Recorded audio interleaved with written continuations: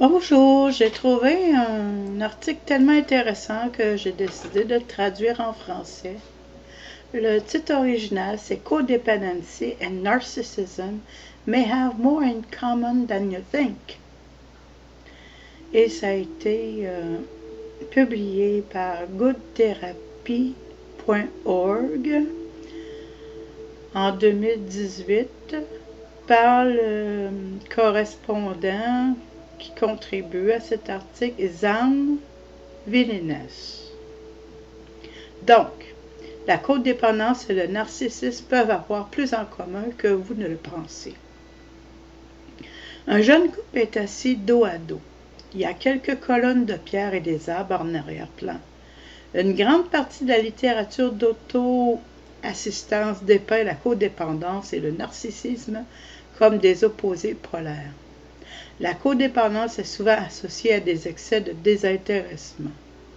Le trouble de la personnalité narcissique, TNP, est souvent lié à un excès d'égoïsme. De nombreux récits décrivent les personnes codépendantes comme des victimes qui deviennent la proie de personnes ayant des traits narcissiques. Cette simplification excessive néglige une vérité fondamentale au cœur de la codépendance et du narcissisme. Les codépendants, comme les narcissiques, peuvent manquer d'un sens sain de leur propre personne, ce qu'ils appellent en anglais « healthy sense of self ».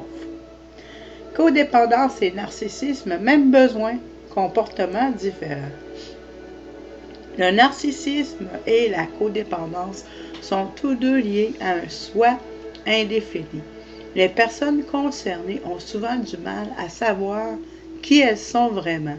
Les personnes atteintes de ces troubles s'appuient souvent sur d'autres personnes pour définir leur propre identité. Elles accordent donc beaucoup d'importance à ce que les autres pensent d'elles. Les personnes atteintes de NPD, c'est en anglais, ok, NPD, l'initiale, qui concerne les narcissiques, développent souvent une concentration intense, presque exclusive sur eux-mêmes. Elles peuvent faire preuve d'un manque d'empathie ou de considération pour les besoins des autres. Elles peuvent ne se soucier des sentiments des autres que par rapport à elles-mêmes. Les personnes narcissiques ont souvent besoin de quelqu'un d'autre pour gonfler leur estime de soi. Elles peuvent avoir besoin d'un flot continu d'affection et d'admiration pour se sentir bien dans leur peau. Certains sites web d'auto-assistance qualifient ce flux d'approvisionnement narcissique. Parallèlement, les personnes souffrant de codépendance sont souvent hyper concentrées sur les autres. Elles se forgent généralement une identité autour de la satisfaction des besoins des autres. Elles peuvent essayer de contrôler le comportement d'une autre personne, croyant savoir ce qui est le mieux pour elle. Au lieu de recevoir des éloges, les codépendants recherchent souvent la gratitude et le sentiment d'être nécessaire, entre guillemets. Presque tout le monde veut se sentir aimé ou important. Le narcissisme et la codépendance sont deux stratégies pour atteindre cet objectif. Cependant, les deux conditions peuvent créer une dépendance excessive à l'égard de l'approbation des autres. Les origines communes de la codépendance et du narcissisme. La codépendance et le narcissisme sont tous deux liés à des expériences négatives vécues dans l'enfance. Une étude menée en 2001 sur 793 mères et enfants a révélé que le nombre de cas de NPD, en anglais, l'initiale, narcissisme, était 3 fois plus élevé chez les enfants dont la mère était violente verbalement.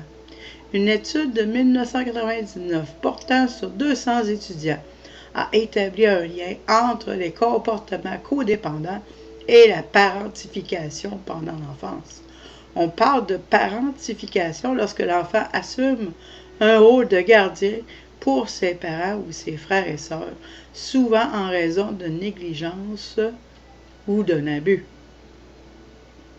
Les personnes atteintes de narcissisme et de codépendance ont souvent des expériences similaires dans leur enfance.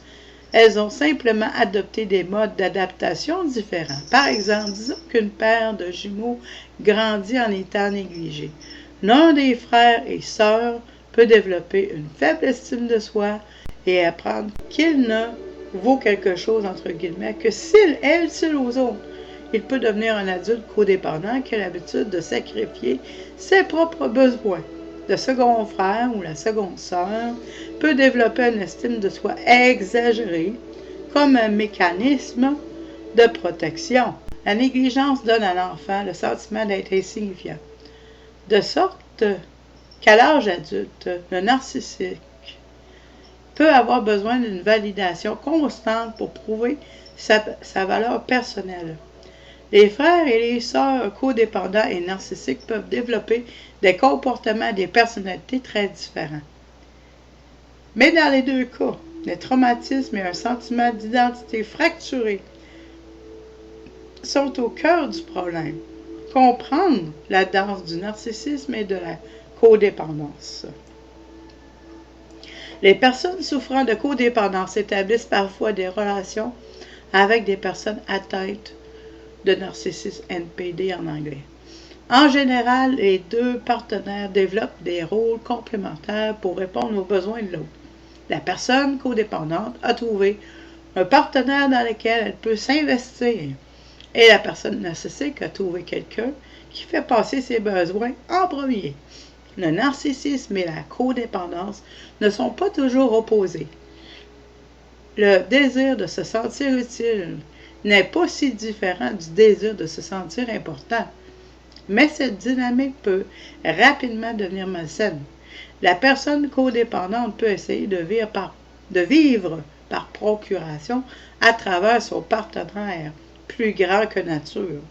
Lorsque son partenaire ne lui montre pas assez de gratitude pour ses services, la personne codépendante peut éprouver du ressentiment. Pendant ce temps, la personne narcissique exploite souvent les tendances de son partenaire à plaire aux gens pour satisfaire ses propres besoins narcissiques.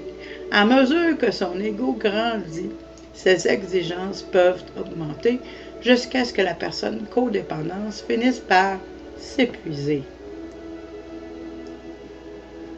Même s'il développe une relation abusive, aucun des deux partenaires ne peut essayer de partir.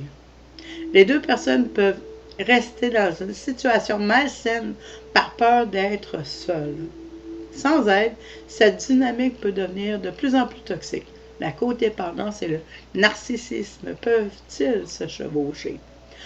Le narcissisme et la codépendance ne sont pas toujours opposés. Le désir de se sentir utile n'est pas si différent du désir de se sentir important. Alors que de nombreuses études révèlent des taux de narcissisme plus faibles chez les personnes codépendantes, certaines ont en fait constaté des taux de narcissisme plus élevés chez les personnes présentant des traits de codépendance. Une personne qui est codépendante dans une situation peut être narcissique dans une autre. Par exemple, une personne peut devenir codépendante dans son mariage, répondant à tous les besoins de son conjoint. Pourtant, cette même personne peut ressentir un besoin incessant de respect et de louange de la part de ses enfants, ce qui l'amène à manifester des tendances narcissiques. Dans certains cas, une personne maltraitante peut essayer de faire croire à son partenaire codépendant qu'il est narcissique. L'agresseur peut saboter toute démonstration de confiance en soi en qualifiant son partenaire d'égoïste. Des actes typiques de soins de soi, comme prendre des jours de congé ou passer du temps avec des amis, peuvent être qualifiés d'égoïstes. La personne codépendante peut croire en ces accusations et essayer de réparer la relation en ignorant ses propres besoins. Une personne isolée de ses proches, qui pourrait lui offrir un point de vue objectif, risque de croire à tort qu'elle est narcissique. Le fait que tout le monde présente des traits narcissiques ou codépendants à l'occasion, peut rendre encore plus difficile pour une personne de décider si elle est narcissique, codépendante ou les deux. Alors, je vais mettre le lien dans la description de la vidéo en te remerciant de ton écoute.